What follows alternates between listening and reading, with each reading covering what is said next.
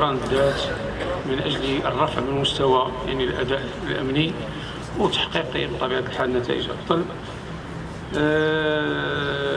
كذلك الدوري كنهني الجميع يعني بمناسبة ديال السنة الجديدة، كنتمنى لكم يعني بكل صدق يعني مزيد من التألق والصحة والنجاح في المسار المهني والأسري كذلك.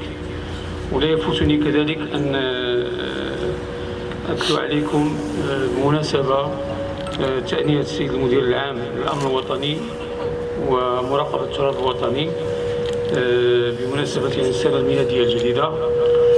بمناسبة حلول السنة الميلادية الجديدة 2024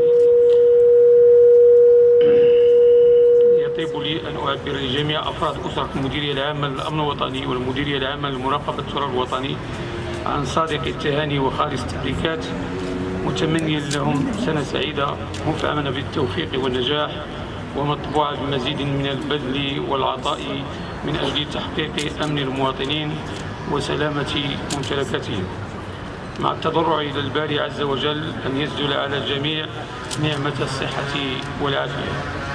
والله العلي القدير أسأل بخالص الدعاء وصادق الابتهال أن يمتع مولانا المنصور بالله صاحب الجلالة الملك محمد السادس نصره الله وأيده بموفور الصحة وموصول العناية، وأن يحفظه في ولي العهد وسائر الأسرة الملكية الشريفة لما حفظ به الذكر الحكيم، وأن يديم نعمة الأمن والأمان على بلادنا في كنف العرش العلوي المجيد. انتهى كلمة السيد المدير العام للأمن الوطني ومراقبة التراث الوطني.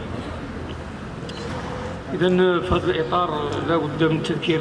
أعتقد أن واحد المجموعة ديال الاجتماعات يعني الثلاث قبلية كلها كتصب يعني في الترتيبات الأمنية المتخذة لهذه الليلة اللي عندها الخصوصية ديالها.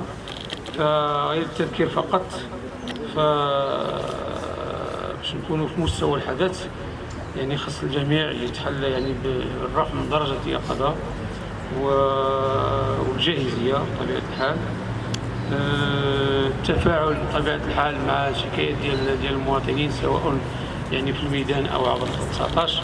دائما يعني العمل ديالنا خصو يكون ممسوم يعني بالفعالية والنجاعة والسرعة يعني المطلوبة.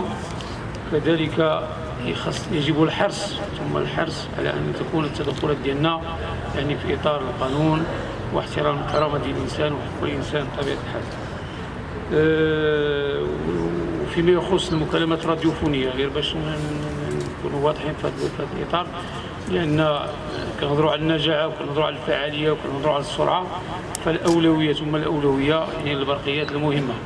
يعني القيادة المحلية غادي تكون معكم في الميدان، فبطبيعة الحال اللي يمكن نصحوه في الميدان غادي نصحوه، اللي غادي نوقفوا عليه ونصوبوه كذلك. فيما يخص التدخلات تكون مضبوطة، وبطبيعة الحال ما يمكنش يكون يعني ما نسمحش بشي تدخل اللي شي مبادرة اللي غير محسوبة. يعني دائما راك تكون واحد العدد ديال الوحدات يعني في الميدان، واحد يعني جميع المكونات يعني بشكل عام. لأن الهاجس ديالنا شنو هو؟ الهاجس ديالنا هو أن تمر هذه المناسبة في ظروف جيدة، والهاجس أيضا هو الحفاظ على الأمن والسلامة ديال المواطنين والأجانب والزوار. فالمعول على الله وعلى الجميع. وهنا نستحضر يعني قول الله عز وجل: وما توفيقي إلا بالله عليه توكلت وإليه أنيب. صدق الله العظيم، والسلام عليكم ورحمة الله تعالى وبركاته.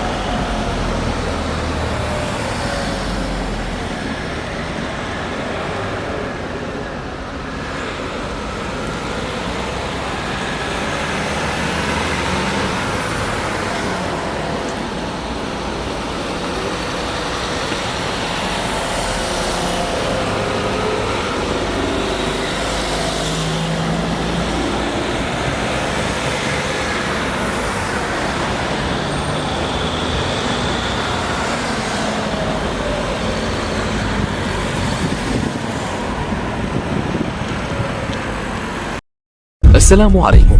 لا تنسوا الاعجاب بالفيديو والاشتراك في القناة تشجيعا لنا لنستمر بنشر المزيد إن شاء الله.